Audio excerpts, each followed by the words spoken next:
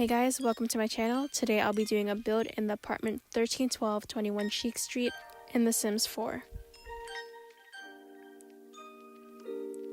So the type of look that I tried to go with this build was like a more modern one, so you see me bulldoze the entire lot so I could just start from scratch. I think this is one of my favorite apartments to renovate in The Sims 4 because it's the perfect size. Personally, I think all the other apartments in The Sims are either weirdly shaped or too big, and this one's such a good size because not only is it a box, but I feel like it takes on more of a realistic size of an apartment where it's kind of small but it's still manageable. The bedroom in this apartment is a little bit small, but I think I still get it to fit nicely regardless of the size. In terms of the apartment in general, I used a lot of the items from Spa Day and Jungle Adventure. A friend recently bought me Jungle Adventure, so this build was a chance for me to get to explore all the furniture in it. So as I'm furnishing the bathroom, you can see in particular a lot of the items that I use here are from Spa Day. I believe everything in this room is from either Spa Day or Base Game except the toilet, which is from Tiny Living.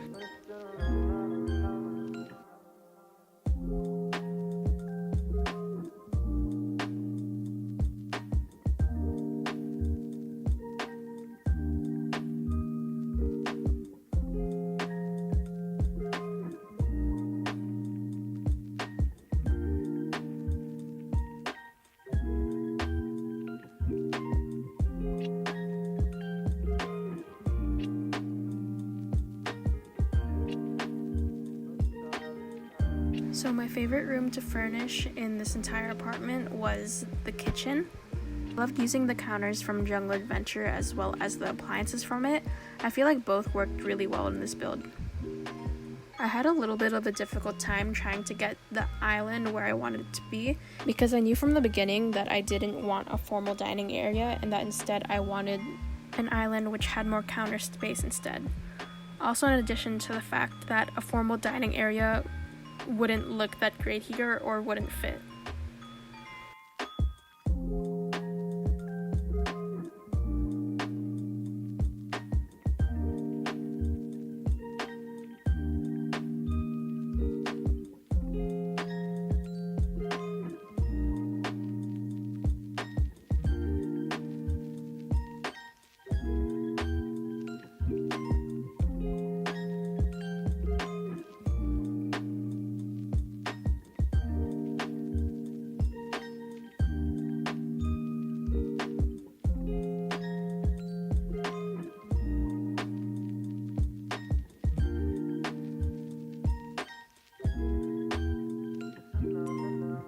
So here you can see me start to work on the bedroom. I was having a difficult time placing the bed because I felt like in an adult apartment they wouldn't have a single bed. Realistically, they'd have like a queen or something. So I was trying to place it where it looked the most spacious, but I didn't want it up against the wall either. So what I did is I used move objects and I tried to scoot it as close to the wall as possible and added a nightstand in between the window and the bed.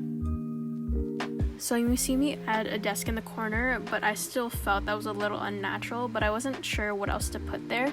And I eventually put a laptop there because I feel like in The Sims, they get so bored so easily. So it just makes sense to have a laptop because not only in real life is it very practical to just have a laptop, but in The Sims, I feel like it's one of those items that's a necessity.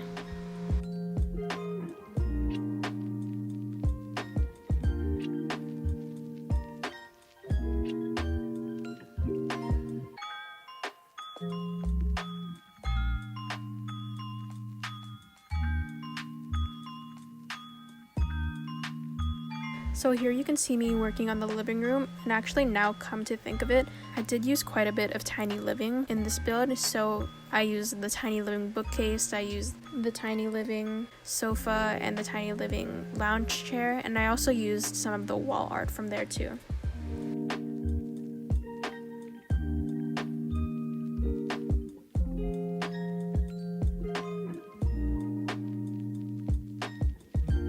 As I was finishing up the living room, I noticed that the middle area seemed really out of place because it was so bland and empty. So I tried looking for different activities that I could have this sim do, but I couldn't really find one that fit like a chess table or a guitar because none of those really fit the style of the build. So I thought instead I would give them a pet. So I added some cat furniture. So there's a litter box, a cat tower, and an automatic feeding bowl.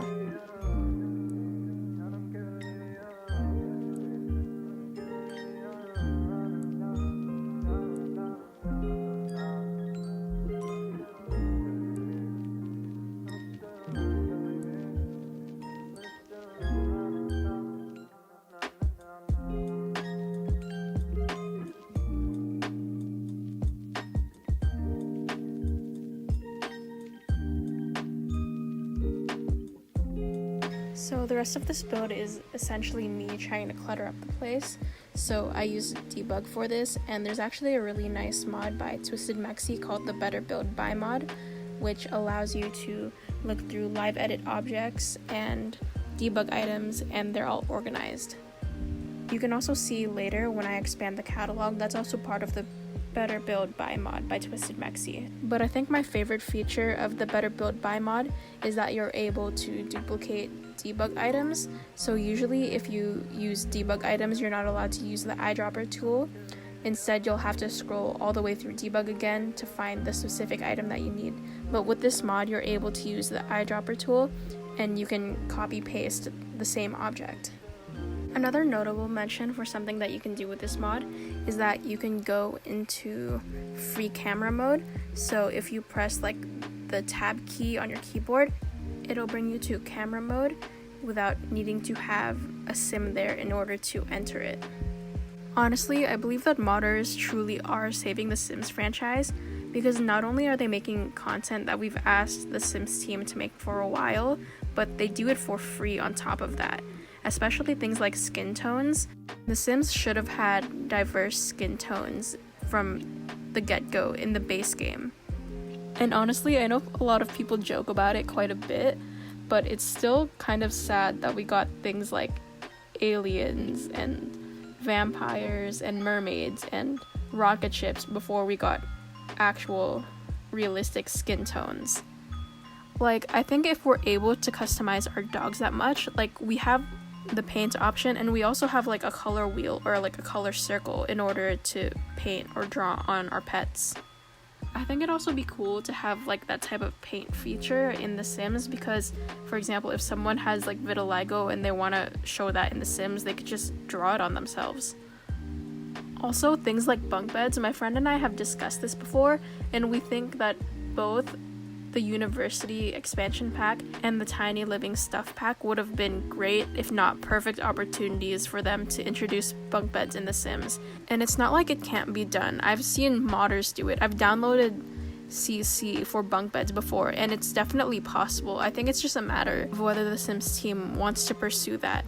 And it's fine if they don't, but they should at least address it instead of leaving us hanging and expecting it in the next thing that they release. Like, we're not asking for anything elaborate, we're asking for like the most mundane stuff.